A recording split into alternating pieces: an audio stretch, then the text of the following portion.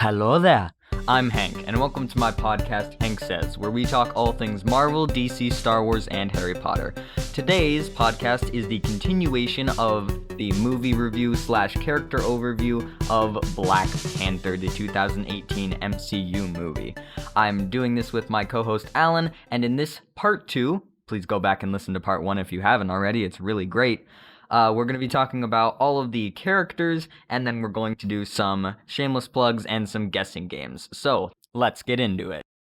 Now that we've gotten through the entire movie, we've talked about it, we've discussed it, now it's time to talk about the characters. Alright, first, let's talk about T'Challa, the Black Panther. So, I thought he was a great lead.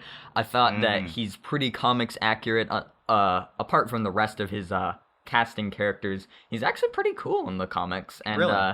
Yeah, he's really, really good in this movie. And I think, like you mentioned at the beginning of the podcast, he's great in all 4 of the movies he's in. Civil War, Black Panther, Infinity War, and then Endgame. So far, that just shows what's happened in the MCU at the time of this recording. Right. He's got such a strong moral compass, and, you know, he's really good at what he does, you know? Like, he's very good as a character and also as just a person, you know? Yeah, he's really good at being king because his father says, you know, it's going to be hard for you to be king because you have a good heart and it's hard for a good man to be king. And I think he does it really well for someone who's trying to be a good king and a good warrior. He's a pretty dope warrior, if I do say so myself. All right, let's talk about Shuri. What did you think?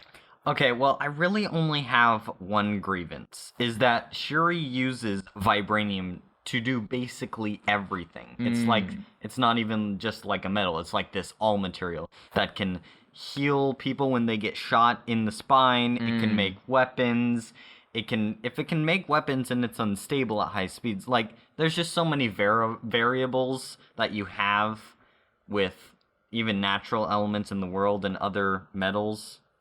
You know?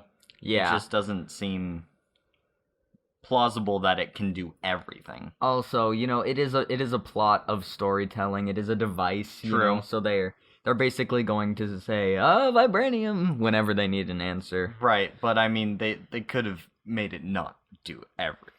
They could have used it, but... Yeah. Apart from that, though, I think she's way better than in the comics, although she has a couple of things that might have made the character better. Like, in the comics universe, she's actually 4 years old when she's made in the movie, which is unheard of. The only character to ever do that is Miles Morales, the Ultimate Spider-Man. Wait, do you mean 4 years old as an age, or 4 years old since she's been, like, invented as a character? So, she was published in 2014 and appeared in a movie 4 years I was later. envisioning, like, a little kid Shuri. A 4-year-old Shuri. Yeah, exactly. T'Challa gets put in a coma by Dr. Doom. Oh, boy. And so someone needs to fulfill the role of Black Panther, and so Shuri does a butt ton of really dangerous stuff and completes a ton of training and becomes the Black Panther for a long while. And that's something that I think could have been more touched on, is that she has the same training that T'Challa has. Like, she could be a warrior already without all of the tech stuff. That would have probably taken a little bit off of the reliance on that. But she's really spunky and cool in this movie, and she uses her inventions, like you mentioned, to fight as weapons with the little panther mouth things that shoot sonic blasts, and also a really good performance by Letitia Wright. She's a really good actress that appears in a lot of movies, and apparently this is one of first times for her. Like, she hasn't done too many action, superhero type things. So it's really cool. Alright, well, let's move on to Killmonger. What did you think? So, I think it's a really interesting choice to have Killmonger be the villain. Once again, not very great in the comics. Really? Yeah, he's just kind of like a mercenary dude, just has a couple guns, walks around, that kind of thing. But it's a great performance by Michael B. Jordan and a really relatable character, you know? Yeah, definitely.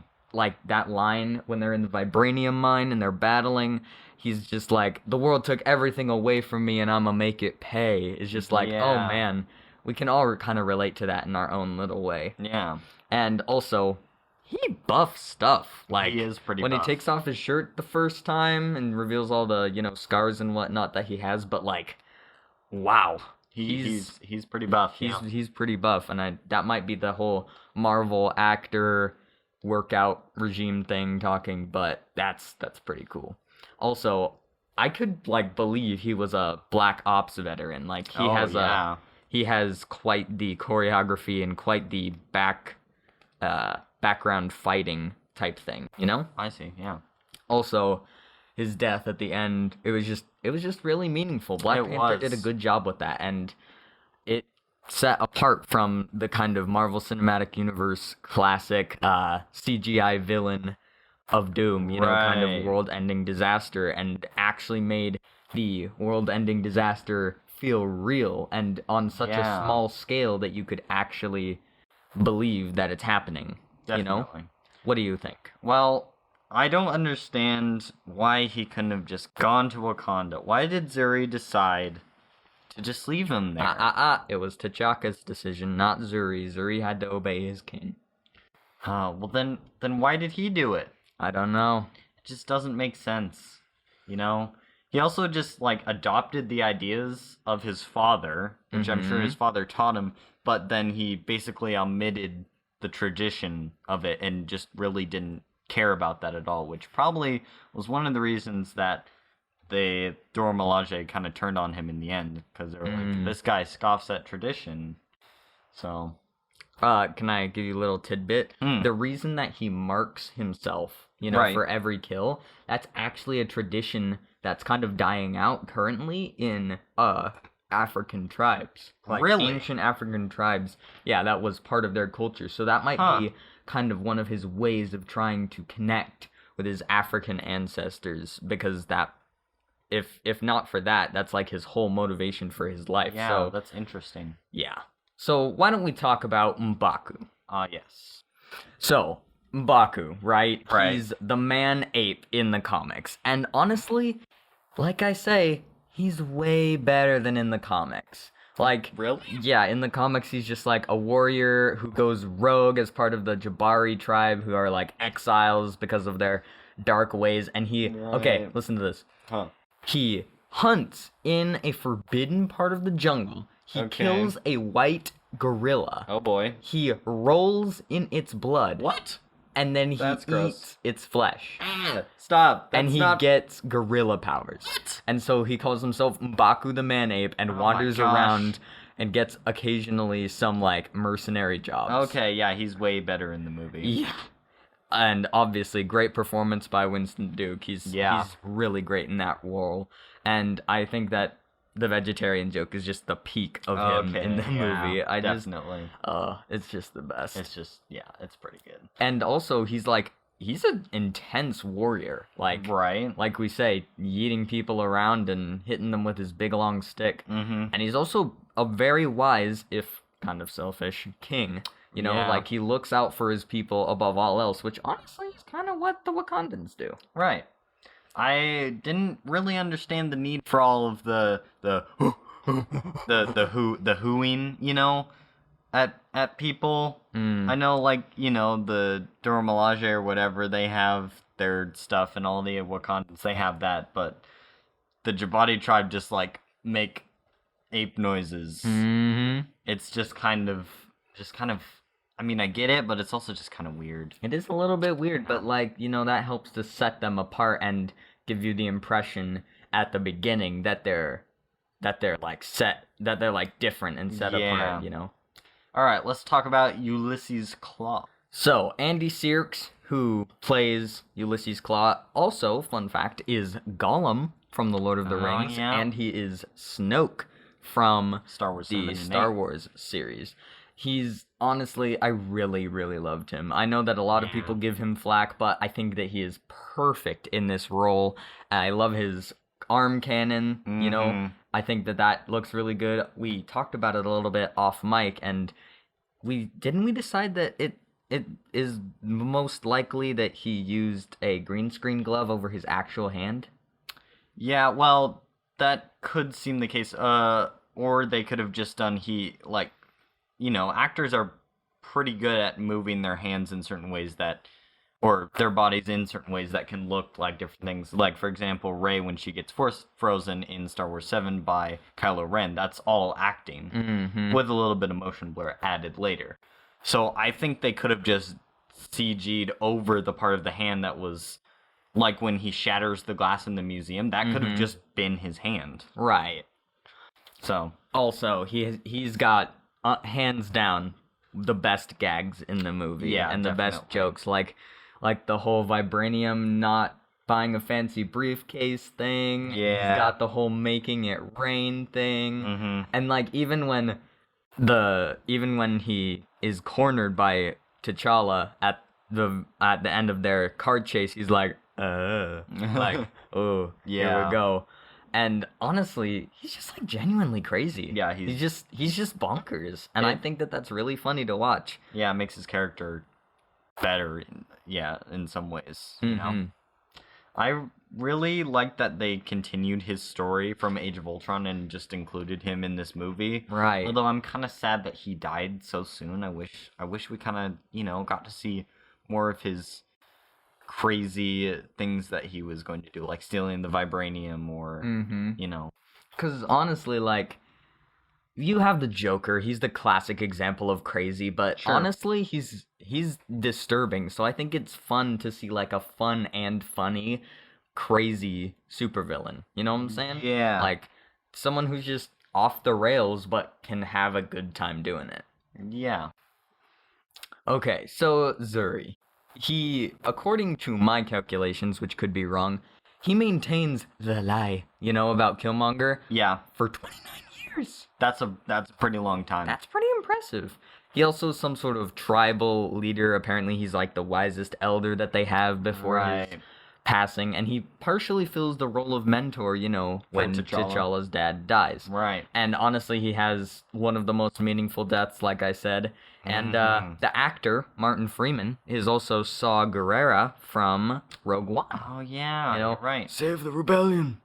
Save the dream. Yeah, that was a pretty good movie, too. We should do that sometime, do a movie podcast review about that. Yeah.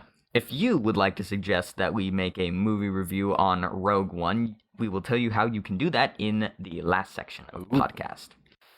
All right. Well, I think that Zuri should have brought him home. Like, he should have convinced the king. Oh boy. To bring him home. I just feel like, there wouldn't really be much of a story arc if they had brought him home, but it would have just been better in a real sense. I mean, like, for him to do couldn't the that. king, right? Like, he just intercepts the boy before he gets home and is just like, your dad died of a heart attack and he wants you now. They can't lie to him. Just he lied to all of Wakanda. So maybe he just takes him back to Wakanda and he just like plops him in a nice orphanage then there you go. I don't know. Maybe he should have been also an heir. Oh boy. Should have just raised him up as like the second prince and then been like best friends with T'Challa.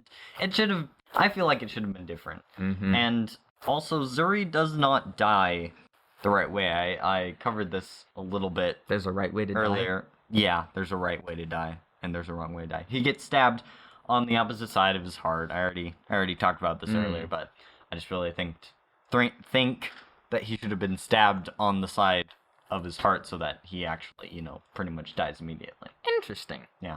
So, Okoye, who we're talking about next, is the greatest warrior in Wakanda. Nakia says it apparently, next to Black Panther. Regardless of all the spear twirling. Right. That she does. She's got, don't worry, she's got skills. Oh, okay. She also is much better, as I say, in the Dora Milaje role than in the comics. Really? Especially the costumes. The costume looks way better in Black Panther than it does in the comics. The Dora Milaje comics costume is not great. Okay. Also, that one scene, the best scene for her, I think, as far as action goes, is when she lands on the hood of the car after, like, grabbing her spear once it explodes, and she stabs the thing and she lands on it, and then Nakia comes driving up behind her. And she's undyingly loyal to the Wakandan ideals. And, like, if Killmonger hadn't, like, just been like, kill this clown, Wakabi, and, decided to not follow tradition, she would have Probably. still followed him, because, like she says, she is completely loyal to the throne. Yeah. And even Wakabi, who is her love, won't stand in the way of that. She won't let him. Yeah, my only beef is the spear twirling, honestly. If she's such a hardcore warrior, and she shouldn't just be spear twirling all the time. She should get into it. Get in the way. hardcore fighting, Like Wonder Woman says, generals should be fighting with their men. I see a lot of parallels actually between those Amazons and the Dora Milaje. Interesting. Alright, let's move on to talk about Nakia. So, Nakia. She's very great in this movie. I really like her character. Lupita, oh great, I'm gonna fudge this. Nagoyo, I think is how I pronounced it earlier. Is that the actor? Yeah, that's the actress. She's also Maz Katana from the Star Wars, the most recent trilogy. So I really liked her character. She's got super awesome spy skills, but like I said, her mission is never explained. Right. They don't go and tell us where she is, who she's working for, why she's undercover. But I really liked her and her relationship with Black Panther as her consoling influence, especially when he learns that his father was such a jerk. And I think she's again way better than in the comics. In the comics, her love for T'Challa is one-sided, and she is the Dora Milaje, she grows up her entire life knowing that she's going to become a Dora Milaje, and she trains and she fights and does all this stuff, and she falls in love with T'Challa, but when it's one-sided, it drives her insane. What? And she turns into a villain called Malice. Oh boy! And does a bunch of dark magic stuff. It's weird. It's just it's just seems bad. Really weird. She's crazy. She's insane, and it's just not good. Yeah. Can you imagine Crazy Nakia wandering around the desert?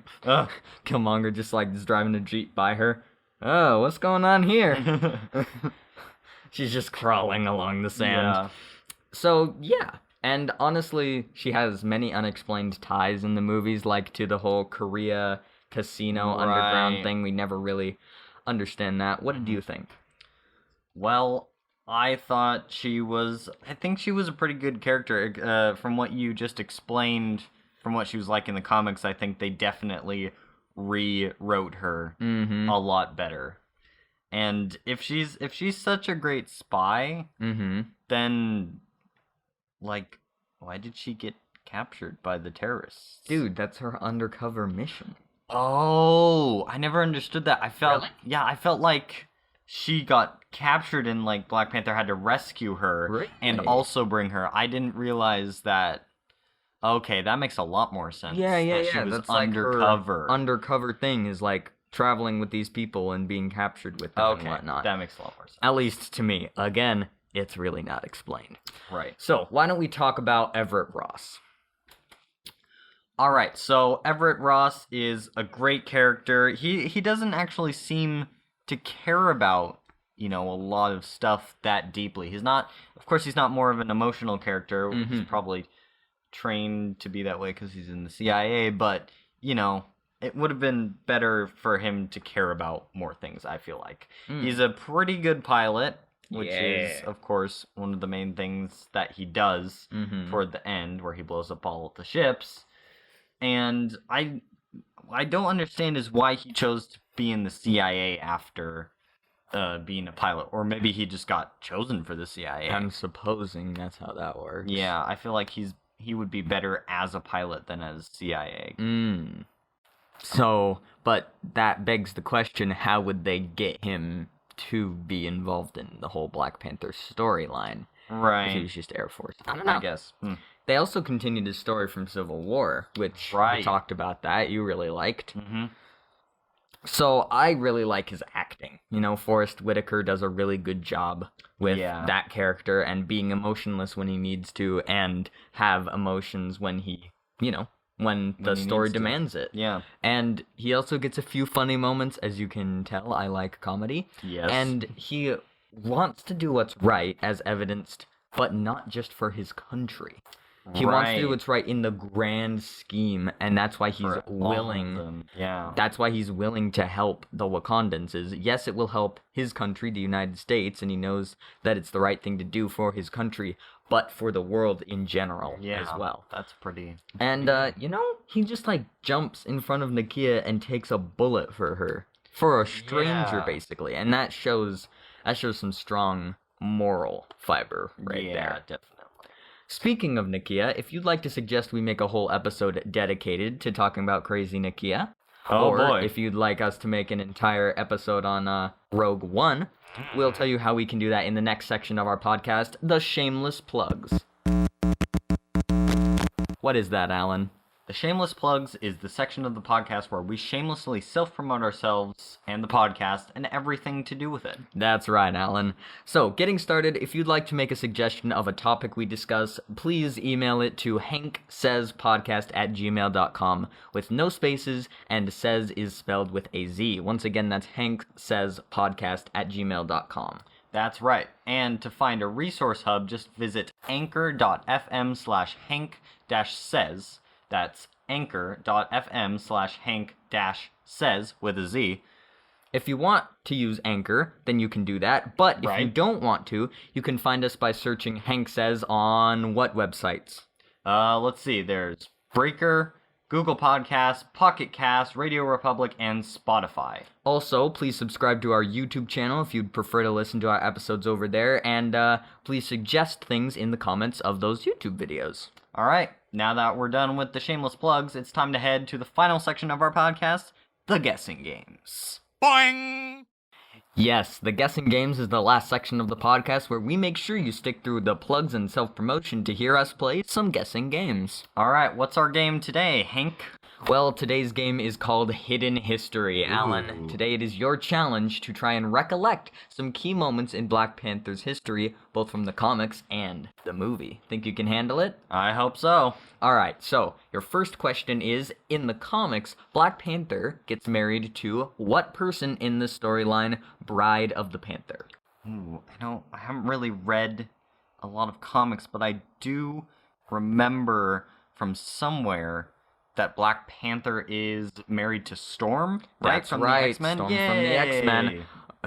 We can get a X-Men crossover with the MCU where they're married. How cool would that be? That would be cool. Alright, so your second question is, T'Challa studied at Oxford University and got his degree in what? Ooh, let's see, there's lots of things he can have his degree in. Would it be business or finances, maybe? Nope. Would it be, something like a science, like physics, maybe? Nope. Or last guess. Chemistry. Yes, that's correct. Really? Yes, he got his degree in chemistry. Nicely done. So you have 2 so far out of, I believe, 5. So, your third question is, Black Panther was actually created by Stan Lee and Jack Kirby before the political party, the Black Panther, or the Black Panther Party. There was a Black Panther Party? Yes. Huh, and in order to avoid confusion, Marvel renamed the superhero for a while. What was his name? Ooh, I don't know. I'm imagining that they had another Wildcat name, so I'm gonna go with the Black Puma. Nope. No? What's the answer? His name was the Black Leopard. Oh. But, so, there's this panel where he's talking to the Thing from the Fantastic Four, and Bren Grimm is like, "You're calling yourself what now?" And he's like, "I am the Black Leopard because the leopard is the king of panthers," and yada yada yada. And then Marvel got so much feedback from readers that they were just like, "We know the difference between these two people. It's okay. You don't need to do that." Yeah, it'd be kind of weird if he was named the Black Leopard, I feel. Well, so you now have 2 points. Let's move on to the next question, which is, what movie does Shuri reference when she mentions Sneakers? She mentions that it's the old American movie Baba used to watch. Right. I really haven't watched any old American movies a lot in my days. So, is it from Ghostbusters? No, but you're kind of close, honestly. Really? Mm-hmm. All right. I really don't know. What's the answer?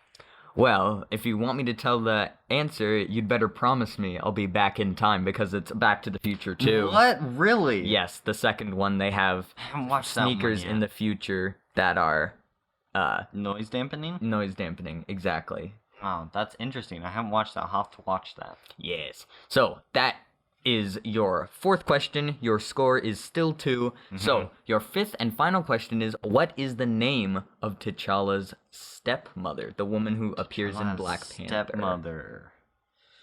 I didn't know T'Challa had a stepmother. Is it one of the members on the council? Wait, is it that lady in the blue robes that takes over for Zuri after he gets stabbed? No. No, it's not? You know, I really don't know.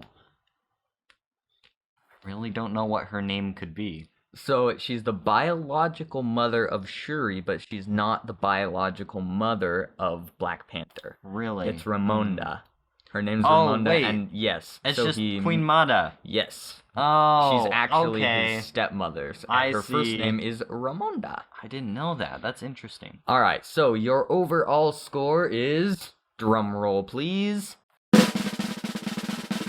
you got 2 today, Alan. 2 out of 5. That's not bad. Yeah, that was lots of fun. Well, looks like it's about time to end the podcast for today. Thank you for tuning into Hank Sayz, where we talk all things Marvel, DC, Star Wars, and Harry Potter. Hope you enjoyed, and we'll see you next time. Alan, why don't you send off our listeners in the most Wakandan way possible? We will see you later.